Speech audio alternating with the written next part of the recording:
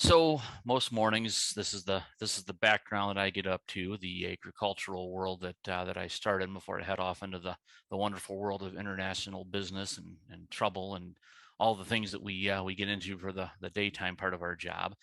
But as I look around in the morning, one of the things that it reminds me of is the underutilized schemes that the government provided to get funds into the hands of the common working people. Got a good friend who came by 2, 3 months ago. He's got a small farming operation, and we were just shooting the breeze out here in the shade under the trees, and asked him how those schemes had impacted his operation. If that cash had come timely and was helpful, and he looked at me a little blankly and said, "What cash?" And so I was able to explain to him the PPP and the employee retention credit and the eligibility for small businesses like his operation. And he hadn't put two and two together. I'd always thought those were things for quote quote proper business or big business or someone other than just the regular Joes out running the tractors in the fields. And so, long story short, he went to his bank, got the PPP, was able to get the ERC for a couple of the employees that he had, and it was meaningful to him. Again, not huge dollars to a big corporation, but to an agricultural operation, meaningful money. So, really good thing, and another example of what comes from those conversations under the trees in the shade with a cup of coffee.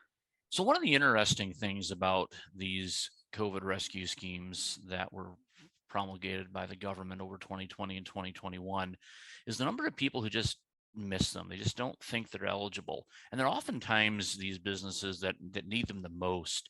When we think about troubled businesses, we think about things where deferred plant maintenance, right? They don't mow the lawn, they don't do the paint. Well, there's deferred professional maintenance as well.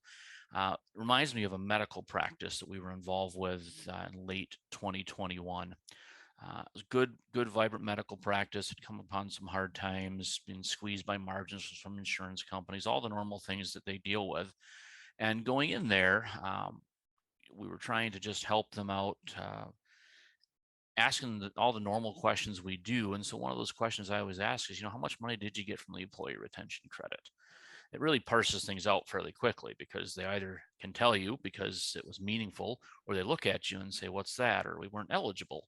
And in this case, they said both. What's that? Now we didn't think we were eligible for anything.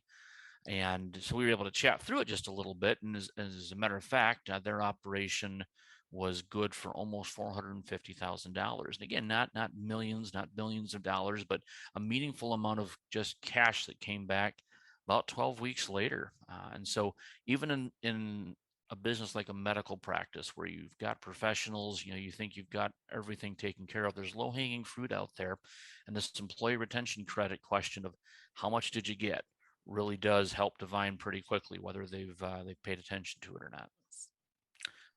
So when we think about the hospitality industry, there's probably nobody hit harder during COVID than that. Travel stopped, eating out stopped, partially because people were worried, partially because so many government orders just shut things down or limited capacity, banquet halls, performance centers, all these sorts of things.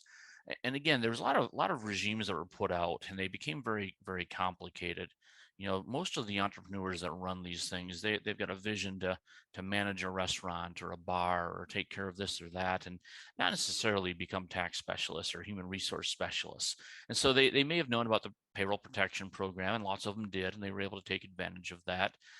But the ERC was missed by quite a few. Again, and early on, you had to pick one or the other, and so many people just checked it off. Uh, what we find though is that when you actually get in with restaurants, especially because they're quite heavy in people, right? There's quite a few bodies there.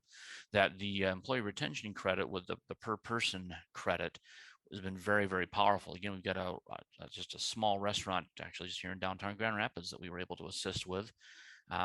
Weren't aware of it. They were able to get back almost $475,000 across everything, which really helped. They had gotten some other rescue money, but as that money dwindles down, the ERC does take a little bit of time to process and get back from the IRS, and so it's sort of a second shot in the arm later on as things are needed, as the recovery is still ongoing.